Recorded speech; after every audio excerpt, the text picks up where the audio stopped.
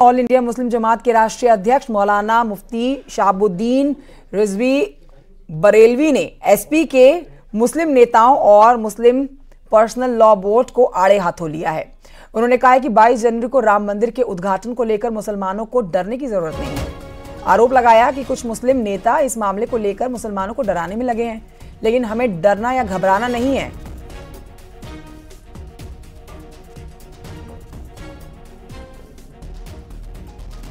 कि 22 जनवरी को प्रधानमंत्री राम मंदिर का इफ्तिताह करेंगे। इस मामले को लेकर के देश भर के बड़े बड़े जो मुस्लिम लीडरान हैं वो मुसलमानों को डरा रहे हैं और भयभीत कर रहे हैं। तो इससे मुसलमान होशियार रहे, आगाह रहे और किसी से डरने की और खौफ खाने की जरूरत नहीं है। डराने का काम कौन लोग कर रहे हैं इनको समझने की जरूरत है। बदरुद्दीन अजमल साहब, असदुद्दीन ओवैसी, मौलाना महमूद बदरी साहब, मुस्लिम पर्सनल लॉ बोर्ड के लोग और डॉक्टर शफीकुर रहमान बख्श, डॉक्टर एसटी हसन, ये जो मुस्लिम लीडरान हैं ये मुसलमानों को डरा रहे हैं और कह रहे हैं कि अगर ऐसा कुछ होगा तो हिंदुस्तान के हालात खराब होंगे। बढ़ते हैं आगे, आपको बताएंगे अखिलेश यादव पहले न्योते से इनकार करते हैं, फिर वीएचपी के न्योते को स्वीकार नहीं कर पाए और जब मंदिर ट्रस्ट ने सबूत के साथ अखिलेश को न्योता भेजा तो उन्होंने न्योता ठुकराते हुए साफ कह दिया कि वो प्राण प्रतिष्ठा कार्यक्रम में नहीं जाएंगे। यानी अब ये तो साफ है कि सोनिया गांधी, राहुल गांधी वाली लिस्ट में अखिलेश यादव भी अपना नाम दर्ज करवा चुके हैं, लेकिन इसके साथ उन्होंने बीजेपी से सियासी पंगा भी ले लिया है। सिया राम मैं सब जग जानी, करहु प्रणाम जोरी जुग पानी।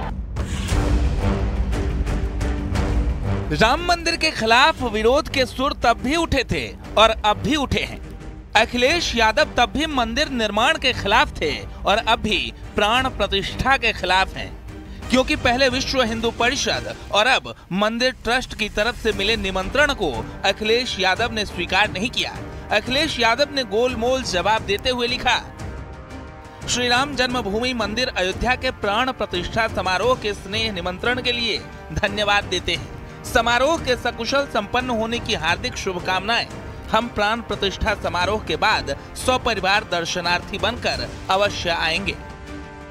अखिलेश यादव ने साफ शब्दों में कह दिया कि वो प्राण प्रतिष्ठा के दिन अयोध्या नहीं जाएंगे। अब अखिलेश के इस बयान पर बीजेपी हमलावर है। आपने देखा होगा पहले प्रारंभ में उन्होंने निमंत्रण उन्हें मिला है, ऐसे वो नकारते रहे। जब राम जन्मभूमि ट्रस्ट के लोगों ने साक्ष्य रखे कि हमने भेजा है और उन्होंने उसकी रसीद भी सोशल मीडिया के माध्यम से, तो उन्होंने स्वीकार किया।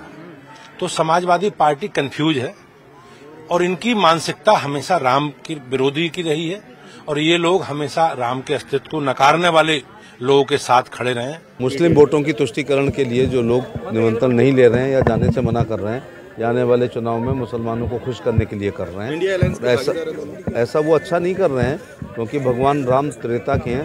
ये इस्लाम 7वीं शताब्दी का है। भगवान राम त्रेता के लाखों साल के हैं। जब इस्लाम बना ही नहीं था तब के हैं, तो फिर जब इस देश में वो लोग आए तो ये हमारे साझा पुरखे हैं।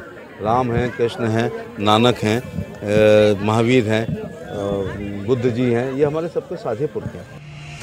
दरअसल सिर्फ अखिलेश यादव ही नहीं बल्कि इंडिया गठबंधन के तमाम दल इस प्राण प्रतिष्ठा के न्योते को ठुकरा चुके हैं।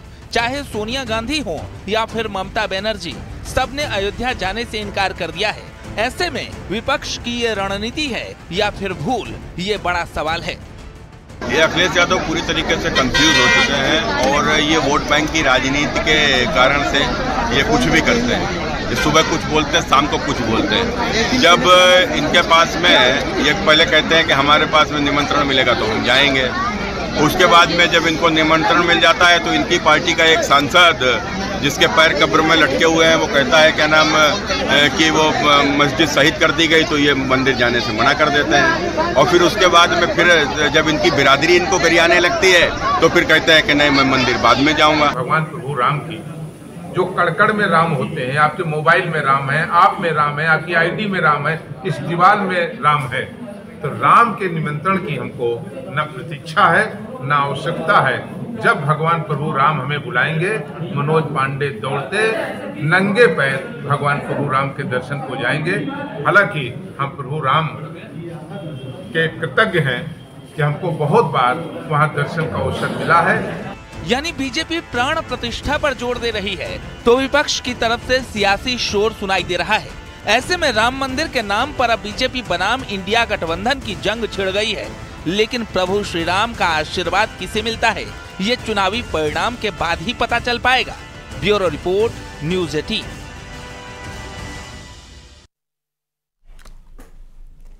एक छोटे से ब्रेक के लिए रुकना होगा, कहीं मत जाइए, जल्द लौट रहे हैं।